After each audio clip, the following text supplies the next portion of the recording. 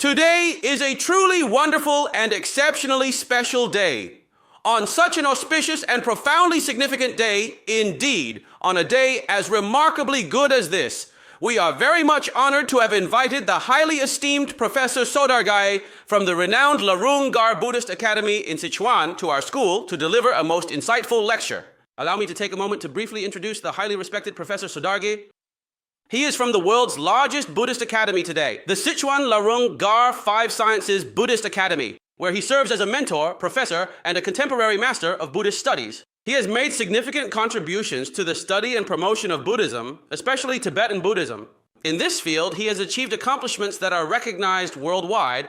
Today, we are truly fortunate to have invited Professor Sodargye.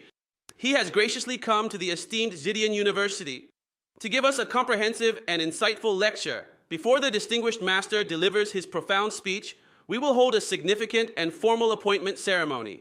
In view of Professor Sodargye's truly profound and extensive research in Buddhist culture and Buddhist studies, as well as his strong support for our Zhongnan culture's World Heritage application, and his great support for our philosophy and religious studies disciplines, for his special contributions to cultural education, moral inheritance, pioneering innovation, and purifying people's hearts, we are deeply grateful for his unique contributions. We are honored to appoint Buddhist Master Professor Sodargye as a distinguished advisor to the esteemed School of Humanities and the Zhongnan Culture Academy at the prestigious Xidian University.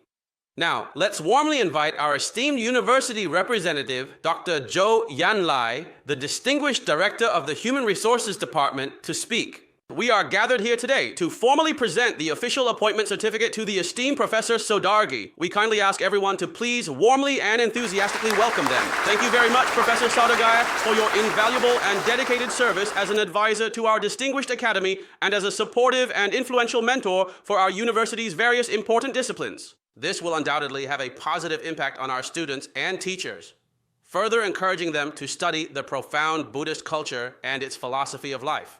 It will play a significant role in promoting this, so we are truly grateful to Professor Sodargye. Now, our seminar is just about to begin. With the strong support of all the teachers, students, and leaders present, since the establishment of our Zhongnan Culture Academy, we have adhered to the principles of educating through culture and passing on cultural heritage, and to inheriting the outstanding traditional culture of the Chinese nation. In this way, we aim to become people of virtue, people with cultivation and refinement, and people capable of shouldering the important responsibilities of our nation and country. This is also the mission of Xidian University. Chairman Mao Zedong once inscribed for our university the principle of serving the people wholeheartedly and be hardworking and frugal. This aligns perfectly with the advanced culture and Buddhist culture that Professor Sodargye has always promoted, and it also echoes the Buddhist emphasis on benefiting all sentient beings. It serves to truly purify the social atmosphere and the hearts of the people. Today, we are indeed fortunate to have the esteemed master with us, who will graciously give us a wonderful and insightful talk on the profound topic of life and the human heart. Now, let us warmly welcome Professor Sodargye with a truly enthusiastic round of applause and invite him to graciously deliver his insightful lecture for us. Just now, the esteemed Dean Ji, along with all of our dedicated teachers and enthusiastic students, everyone present here today is deeply concerned and keenly interested in the very important and engaging topic that I will be discussing with all of you this afternoon, which promises to be both insightful and thought-provoking for everyone involved.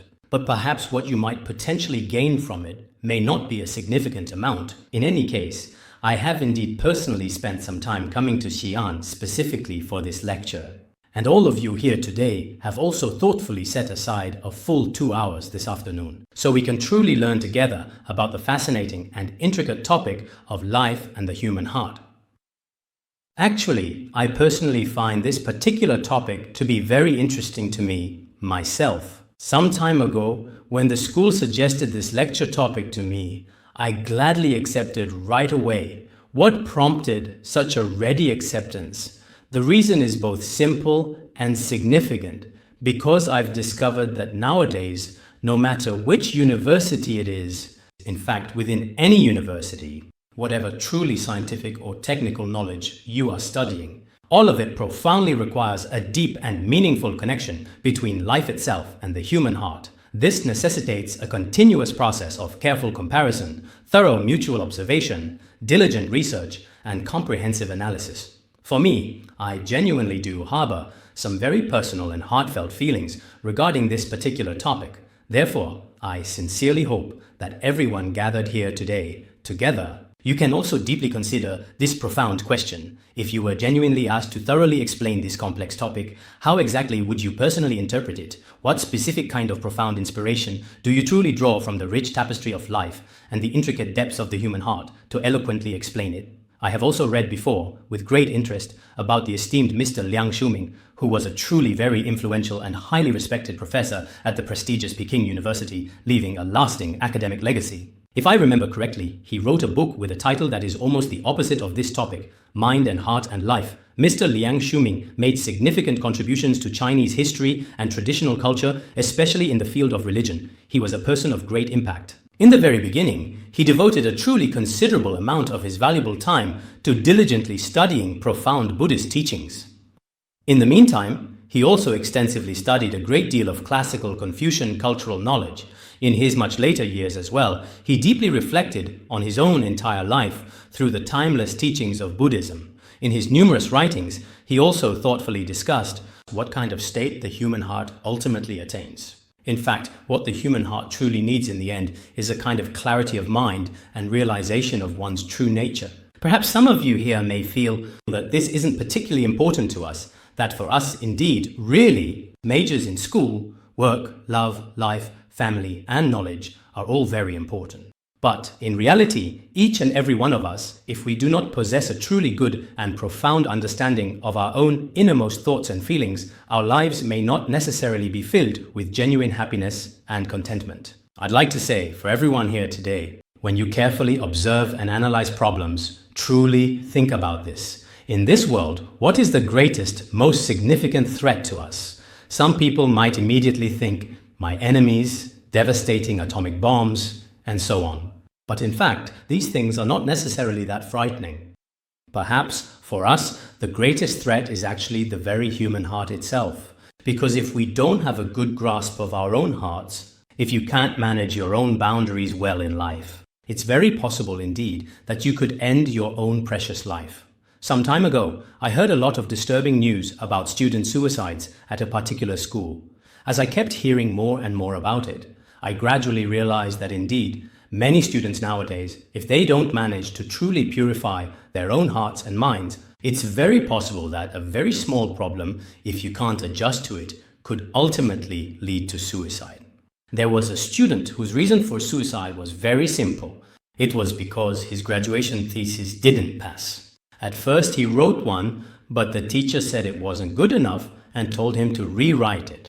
He went back and painstakingly, with immense effort, rewrote it. But in the end, despite all his hard work, it still didn't pass. Overwhelmed by despair, he tragically jumped to his death from the 25th floor. If we seriously think about it, many schools and educational institutions probably have similar, deeply troubling cases.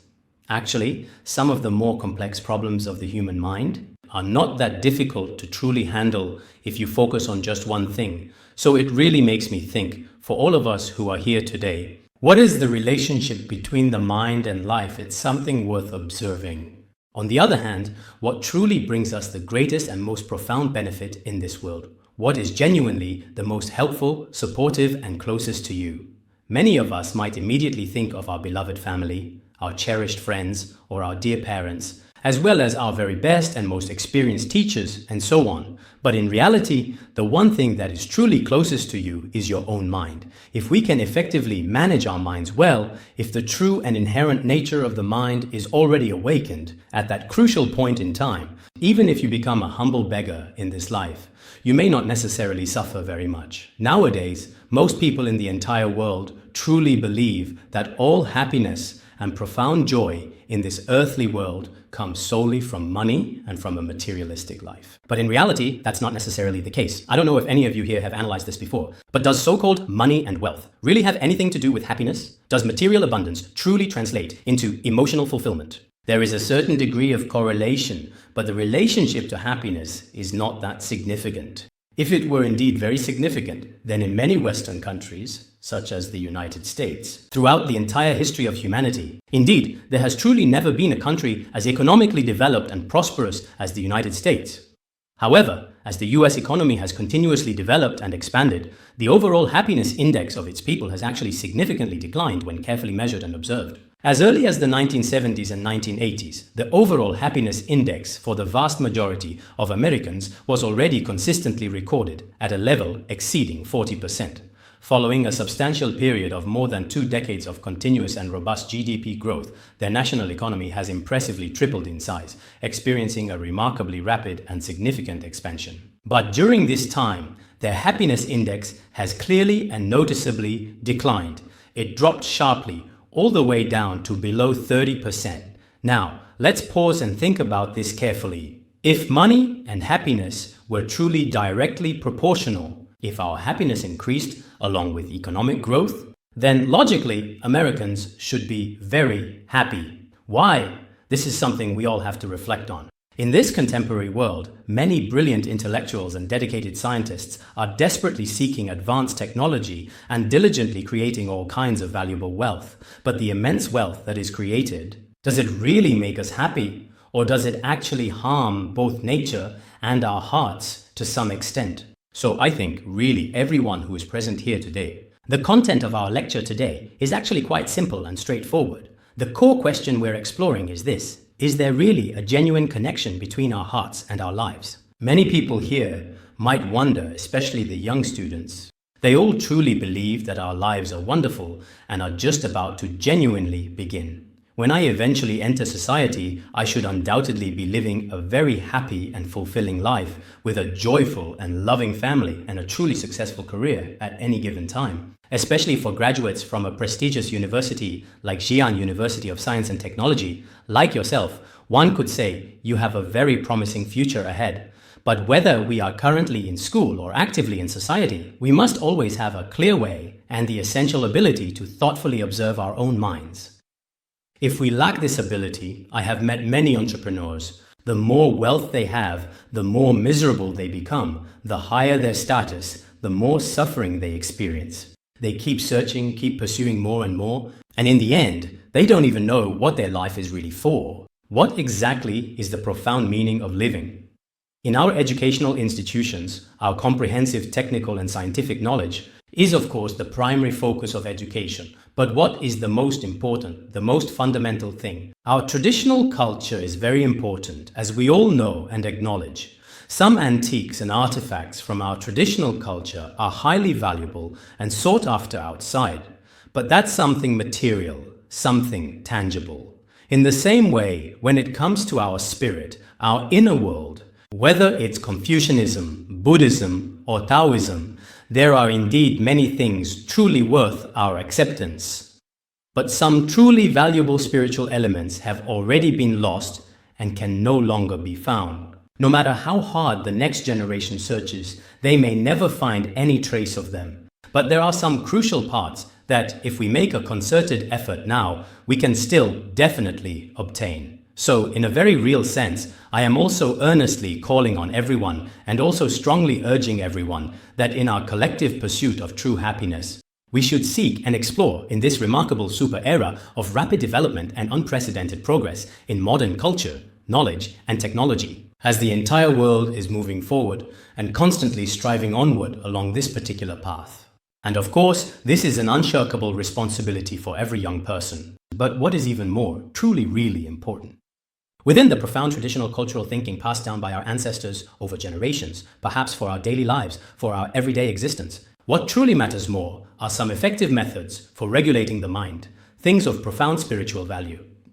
After I arrived at this esteemed university, we recently established the Zhongnan Cultural Academy right here. I am indeed very pleased to use this wonderful platform to extensively promote and deeply study our rich ancient culture, because ancient culture, truly, due to various historical reasons and numerous circumstances, has now become almost unattainable. If things continue like this, perhaps the most valuable civilization of humanity may already be lost. Maybe the next generation of our people will have to travel to other nations to learn about it, and people in other countries who have preserved it might ultimately bring it back to us.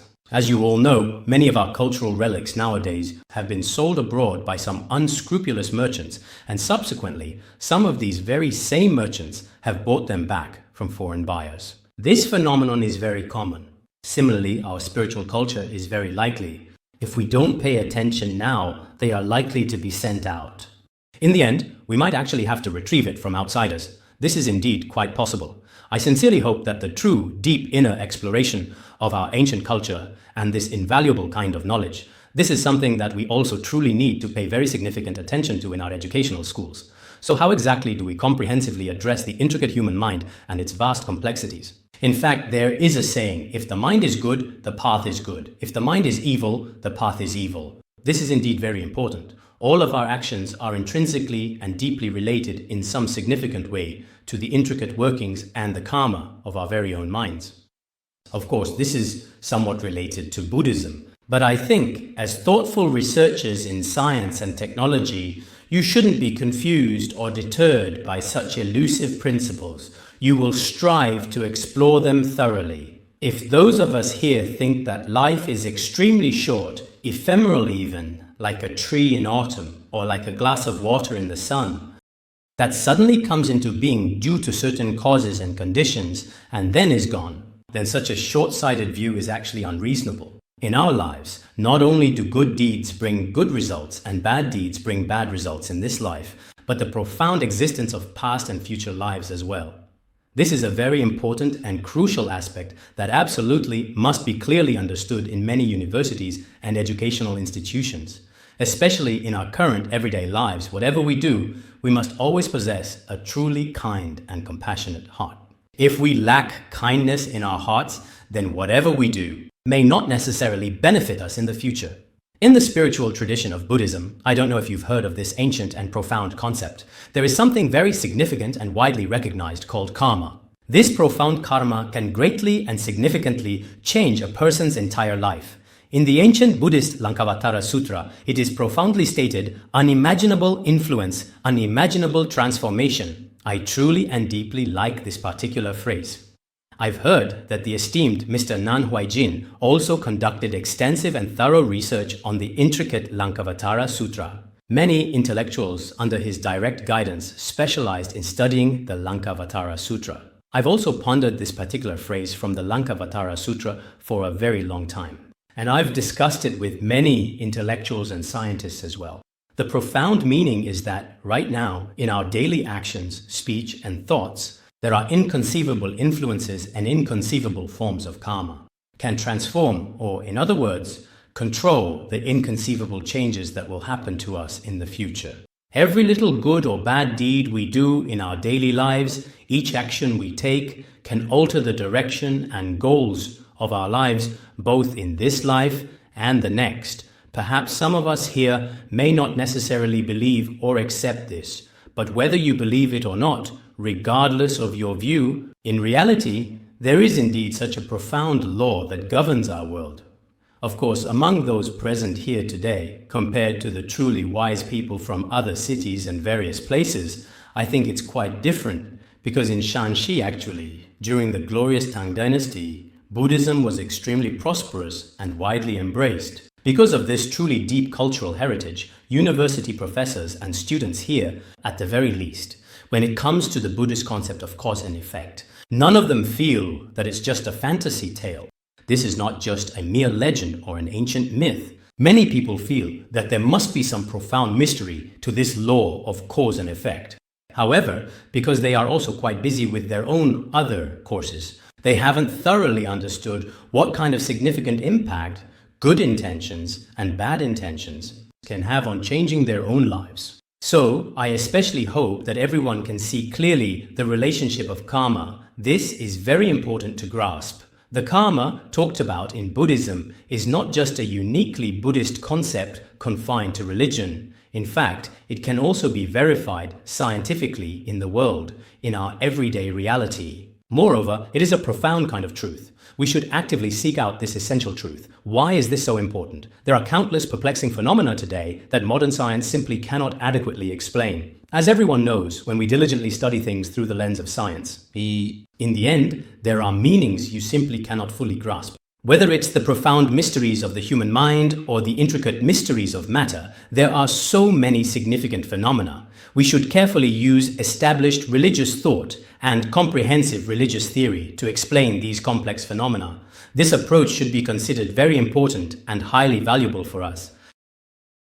So-called karma, which is the sum of a person's actions and their consequences, can be either good or bad. Now, when we talk about life and destiny, some people firmly believe that destiny cannot be changed, while others think it can indeed be changed. In reality, some destinies, by their very nature, cannot be changed. It's like when we're on a plane. If something unexpected happens while we're high in the air, it's truly impossible to land immediately. This kind of karma, unfortunately, cannot be changed. But some things, however, can indeed be changed, just like when we take other forms of public transportation. When you're already halfway through your journey, sometimes there's really something much you can do to effectively change it.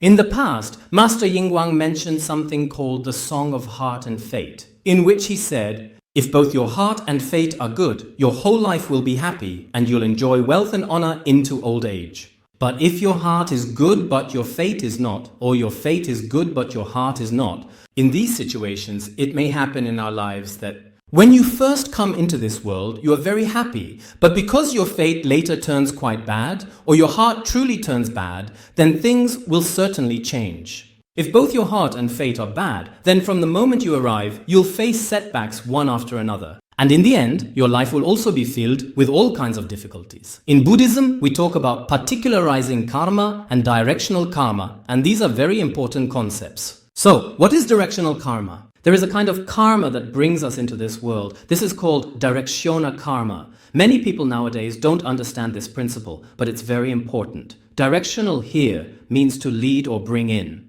There is a kind of karma that leads us into this world. This is what we call directional karma. There is another kind of karma after you arrive in this world. That determines whether you experience true happiness or profound suffering in this world.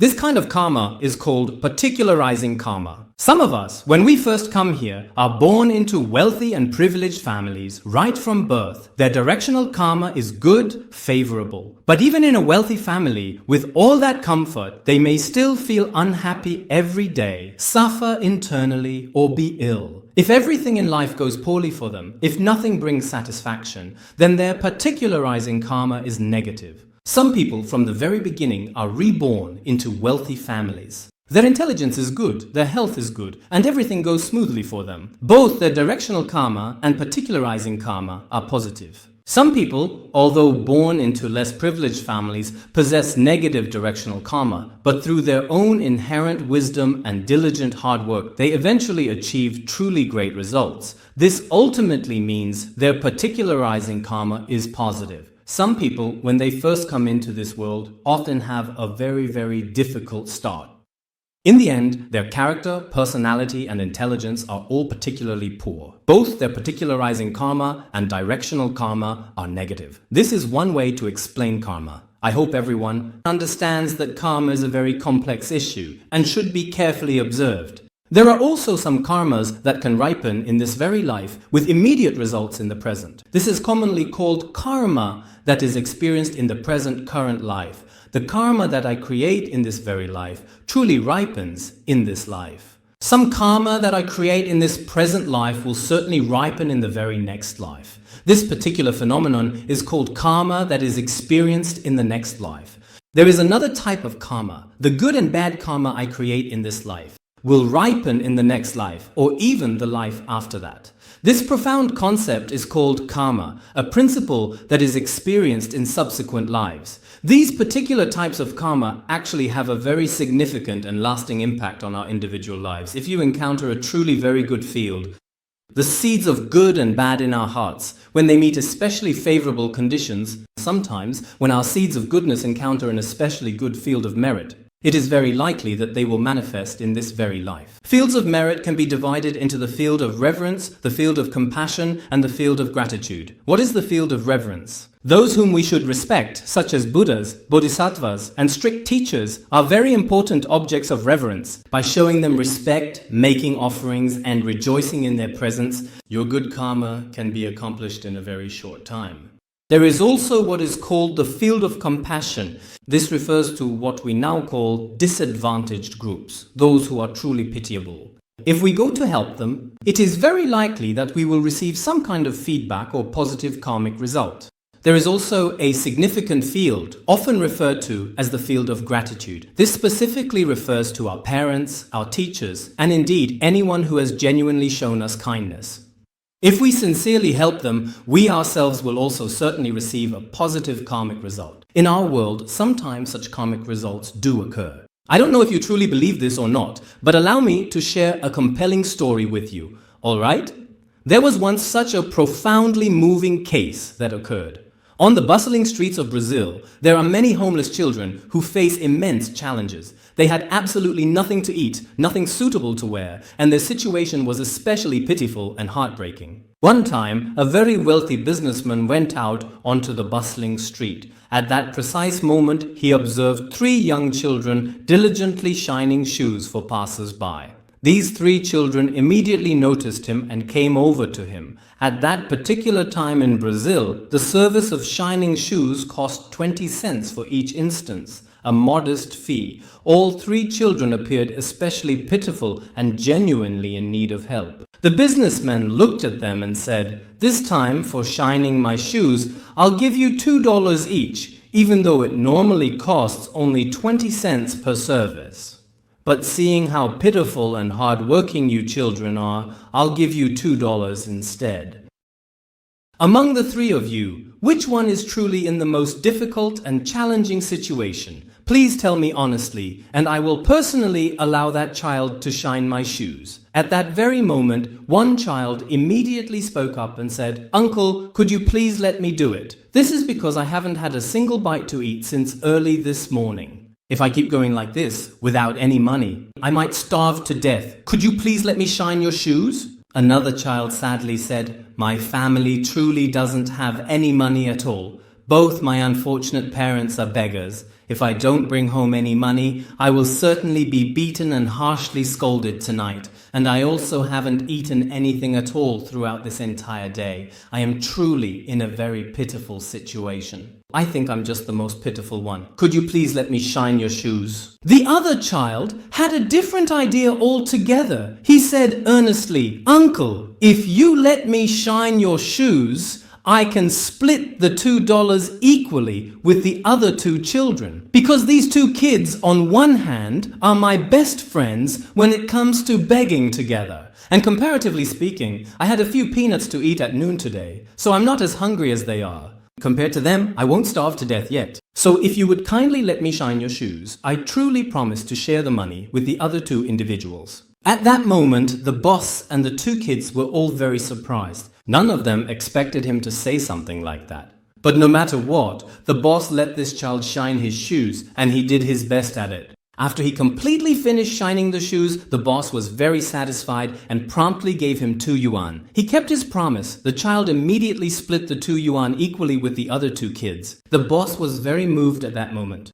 A few days later, the boss personally sought out this kind-hearted child, feeling he possessed a truly good and compassionate nature. From that moment on, the boss, deeply impressed, let this deserving child work at his house. Although the pay was rather low, it was still higher than what he earned shining shoes. At this point, the young child worked as hard as he possibly could, and during the entire process of working, he thoughtfully considered, the main reason my fate truly changed was actually because I possessed a kind heart at that particular time. Because back then, it was indeed my kindness in genuinely helping those around me. He thought to himself, with newfound clarity, from now on, from this very day forward, I should use all my strength and resources to help the people around me, those who truly need support. Later on, he diligently studied, while simultaneously working at the very same time. When he eventually grew up, he successfully started his very own manufacturing factory. He continued to help others, and eventually he established his very own Labour Party. He continued to help others, and later, during the significant presidential election, around the year 2002, he officially released a detailed presidential campaign platform which outlined his plans and visions, saying, "In Brazil, every single child must absolutely be able to eat at least 3 wholesome meals every single day, guaranteed.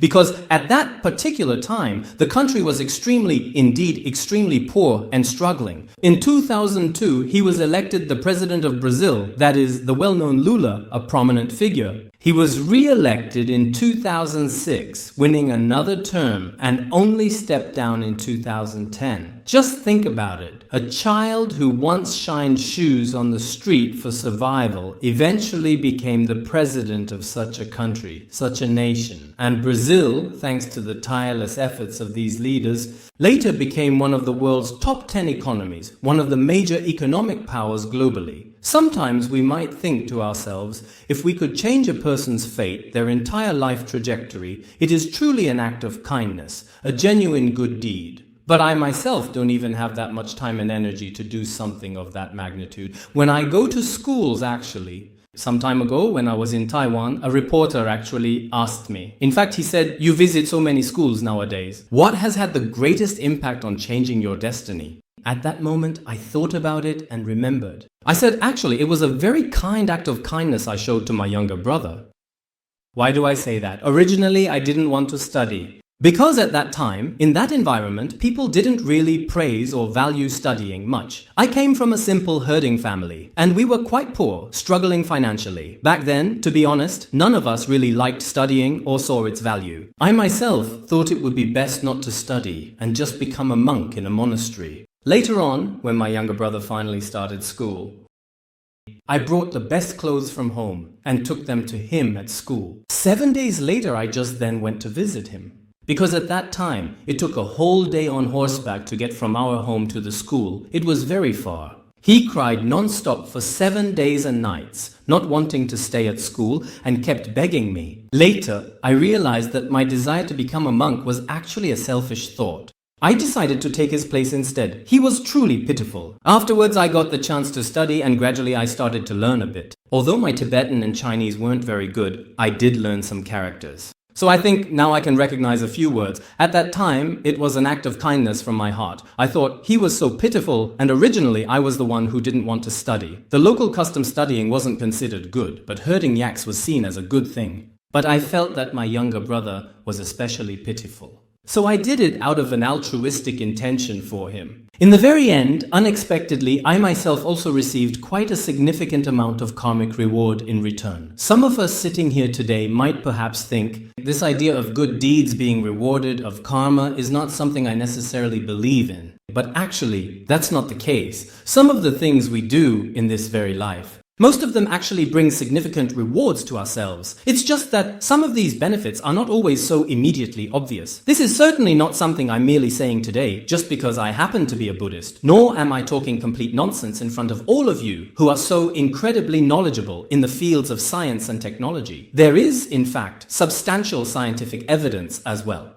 At Case Western Reserve University in the United States, there are two distinguished professors. One named Professor Jill and the other named Professor Stephen. These two professors had once specifically studied the relationship between giving and receiving rewards in people. They conducted some extensive research and comprehensive surveys. What exactly were their findings and characteristics?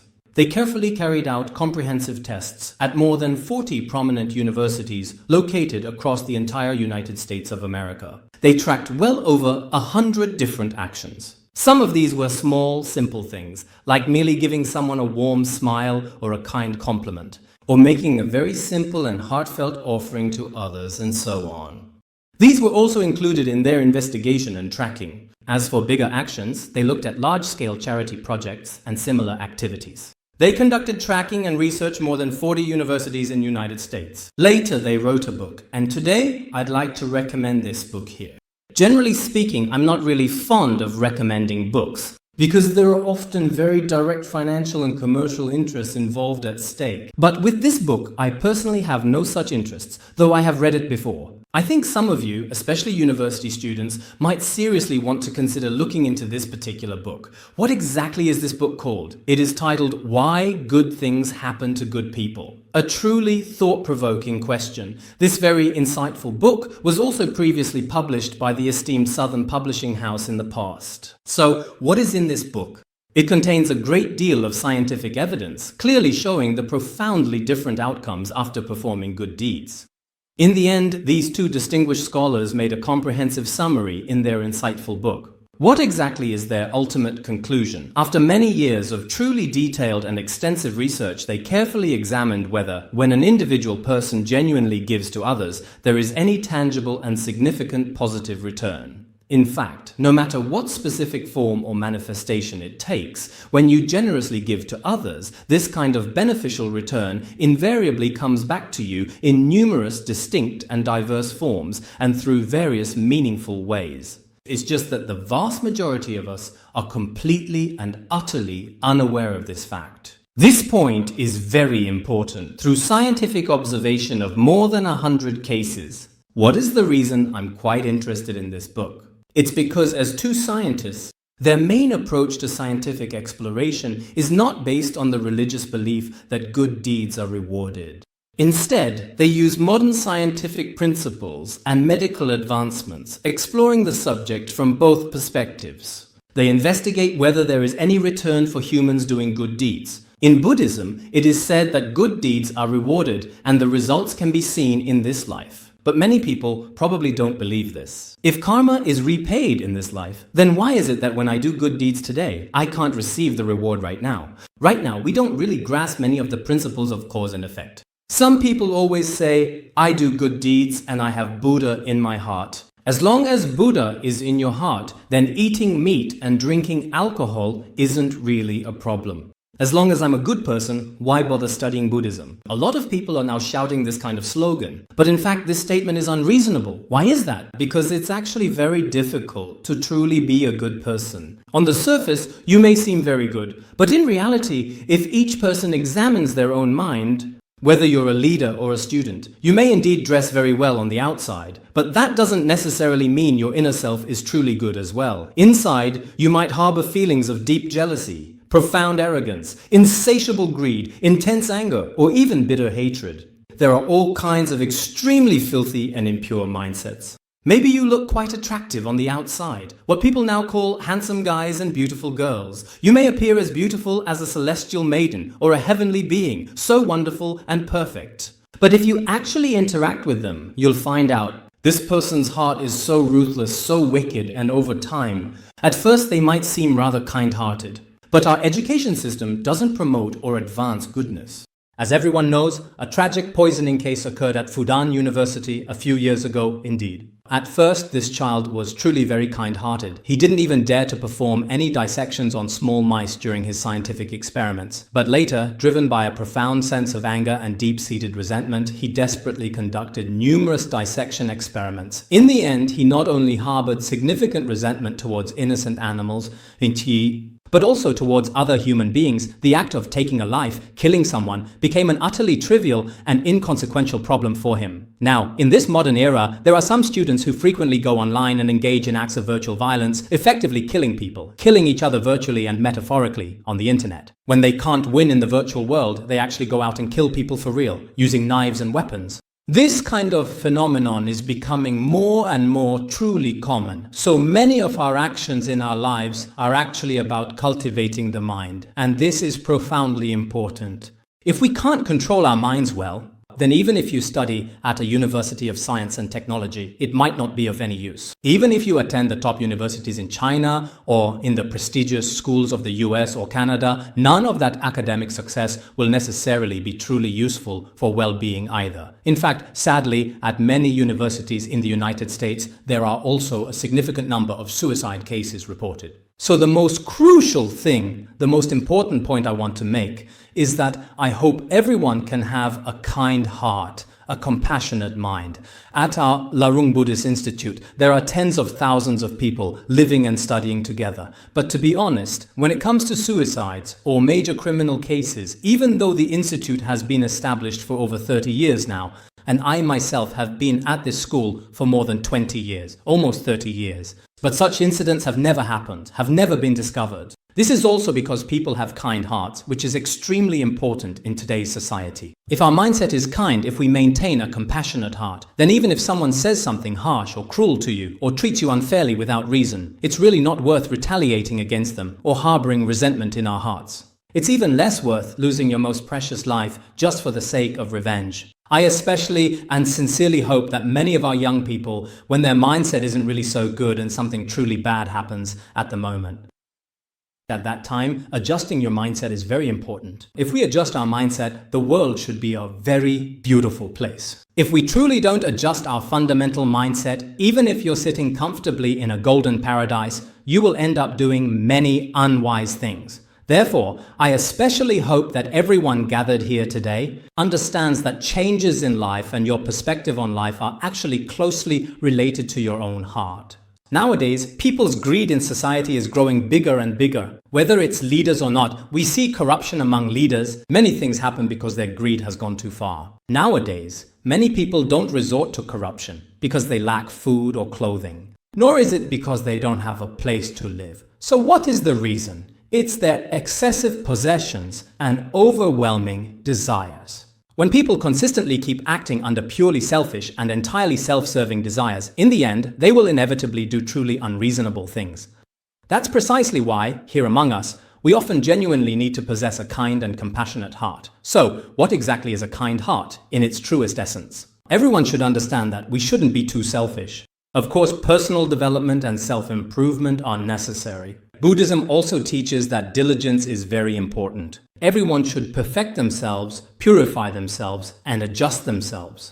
This is extremely important, but we can't lose everything just for our own sake. Nowadays, whether it's making friends or doing business, no matter what the specific situation or circumstance may be, people tend to act with especially intense desires and a strongly selfish mindset. If you try to communicate and interact under such circumstances, many things will end in failure. But if you truly have an altruistic heart, a mind of right mindfulness, and a truly moral mindset, and you consistently act with this kind of positive attitude, even if you don't achieve truly remarkable success, you also won't experience truly devastating failure. Therefore, it is absolutely essential for many individuals to deeply analyze their own lives with profound wisdom. This is an extremely crucial and vital undertaking. Right now, a significant number of people are quite blind, profoundly confused, and genuinely lost about the direction and purpose of their lives. They keep studying in school, eventually becoming like machines. So, what are we ultimately cultivating? It's as if we're becoming robots, only capable of mechanical actions, but not of being truly human. For the past few years, I've been promoting the culture of wisdom and compassion. What is this culture of wisdom and compassion? People not only need wisdom, but even more so, compassion and morality. If a person lacks compassion and morality, lacks these two fundamental virtues, is like a bird with only one wing, unable to maintain balance. A bird without both wings, without its complete pair of wings, will find it very difficult, almost impossible, to fly smoothly and freely in the vast sky. Whether it's people from ancient times or people today, do people need the knowledge they learn in school? Of course they do. It's not okay to be without this knowledge either. But even more important is that we learn how to be a good person. Nowadays, in some schools, students neither learn knowledge nor learn how to be a good person. They spend their days feeling that life is meaningless, just waiting for a diploma, waiting and waiting. Some time ago, I visited a school. They told me that during class, the students are always sleeping. Students generally have a common habit of sleeping in class. Students who frequently sleep in class definitely won't gain any truly valuable knowledge or understanding. So what happens when these students who usually sleep have to take exams? When it's time for exams, when tests come around, they start cheating immediately. They keep learning new ways to cheat, constantly discovering all sorts of cheating methods and techniques. When the teacher finds out, they even make demands of the teacher. They often say, "Can you please let me copy this particular passage? Otherwise, it truly becomes a matter of my entire fate in life." Actually, at that point, cramming at the last minute is really pitiful. This unfortunate situation exists in many schools, and it's especially sad and truly disheartening. Some teachers also haven't really given it much thought or consideration. These students are actually quite pitiful and truly unfortunate. They often end up becoming innocent victims, because now everyone knows that in another 10 or even 20 years, China will also become a country with a very serious aging population. A single child will inevitably have to bear the significant burden of many elderly people above them if they truly lack character, wisdom, and essential skills, and are then made to shoulder this immense responsibility. In today's fiercely competitive era, they are truly pitiful as well. Some teachers are also not genuinely focused on the fundamental aspects of education. I've personally been to some places where, regrettably, first of all, a teacher's role in education is extremely important. If a teacher's mind is set on making money, seeking wealth, or chasing status, some teachers are always thinking about advancement. If their hearts are not truly in education, not genuinely in nurturing students, then who ultimately suffers the most? It is indeed the students themselves who suffer. The students end up in the worst and most pitiful situation. So I think, when it comes to schools, actually nothing else is all that important. Just now, I saw that in our academy's library, there were numerous students diligently reading books. This is quite rare and truly exceptional in numerous schools. I think here, according to the profound Buddhist teachings, many ancient Buddha and Bodhisattva statues from the glorious Tang dynasty. I heard that next to the esteemed University of Science and Technology, there are also revered Master Shandao and the Venerable Kumarajiva. Many places of practice may also manifest Buddha's light, and your own wisdom will also shine forth and illuminate. Many people truly love to study, love knowledge. In school, one should love learning. This is very important, absolutely essential. As students, young people wearing all kinds of, whether it's pretty or not, it's not important for students. During your student years, if you wear just 2 or 3 sets of clothes and never buy new ones, I think that's a very good student. Those who change into new clothes every day and constantly try different hairstyles may not necessarily do well in their studies. Of course, there may be a very few exceptions.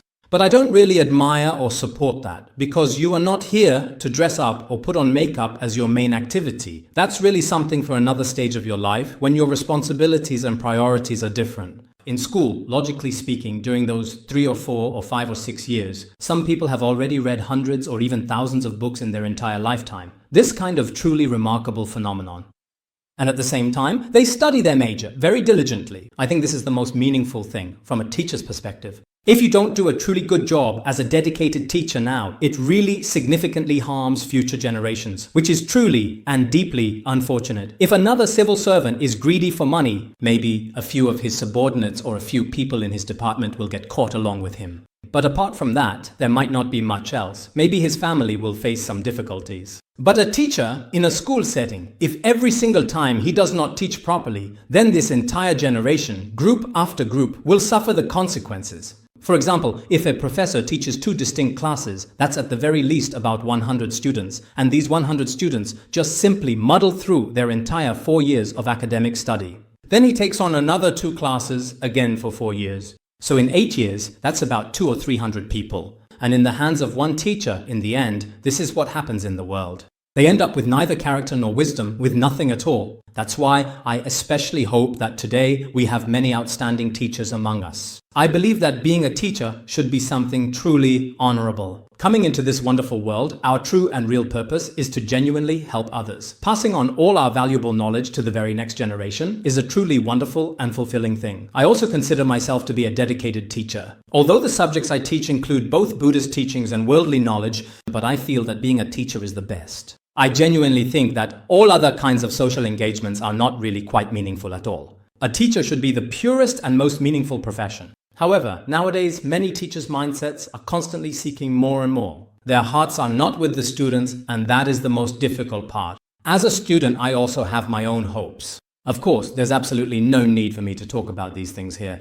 This school has some truly excellent management systems in place. However, the improvement of our moral character requires the effort of both sides of everyone. If a teacher in a school truly values education, is deeply committed to teaching, and this person has great ability, exceptional wisdom, and abundant compassion in their heart, then the entire school will change in a very short period of time. Moreover, all the people cultivated here will truly be exceptional elites. To be completely honest, what we currently lack most significantly is indeed talent. Even many Buddhist communities unfortunately lack truly talented people. In monasteries, many of them also lack talent. Buddhism is not just about outward appearances, and a university is not just about its buildings. I see that the university buildings here are very impressive, but buildings do not define a school. Because none of us students can take them with us when we leave. No matter how nice these buildings are, after 4 years, we leave them behind. But what is it that we can truly take away from here? It is our wisdom, our skills, and the conduct of our teachers. These are things that are truly and genuinely useful in human society today. Therefore, I hope that when it comes to changing our destiny, on one hand, we should not look to others. We must truly take it into our own hands, into our very own hearts. There was once a wise Zen master, a master who was truly skilled and proficient in Zen practice. One day, a man who was feeling especially restless came to see this Zen master and said, "Master, my heart is extremely unsettled and deeply troubled. Could you please, in your profound wisdom, read my fortune or perhaps reveal my predetermined fate?" He said with a voice filled with immense sorrow, "I am in so much pain. In the end, is it because my fate is bad, my destiny is poor, or is there some other reason for this?" The Zen master opened the man's hand and said clearly, "Yes, it can be done. Your fate can indeed be changed." He looked at the man's palm carefully. The master pointed out to him, "This is your lifeline, your career line, and your love line." He pointed out all of these to him. The man said, I know all this. I can see all of that myself. So how can I change it now? What should I do? He asked earnestly. The Zen master said calmly, "Now, clench your hand into a fist. Make a tight fist. Now, where are your career and your fate? Where have they gone?" He replied, "They're in my hand." Then the Zen master said, "You have answered yourself very well. So, if you want to change your destiny in the future, it's in your own hands." Therefore, each of us should truly all know that how our lives turn out in the future depends on our own hearts. If your heart is truly evil, then in this present life or in the next existence, you may not be very happy or content. This is a fundamental law of cause and effect that absolutely cannot be changed. If your heart is genuinely kind, then this inherent kindness, even in Confucianism, there is a similar idea. It actually says, a family that accumulates virtue will have abundant blessings for generations. A family that accumulates vice will have enduring misfortune for generations. So if our hearts are truly kind, we will certainly experience happiness. If our hearts are truly evil, we will inevitably experience more suffering. This profound principle, whether observed in Buddhism or other ancient venerable religions, is unanimously affirmed by all of them. Therefore, I especially hope that everyone here today understands that whether our lives are truly happy or not depends on whether our hearts are good or evil. I sincerely hope everyone will seriously reflect on this very important matter. Thank you.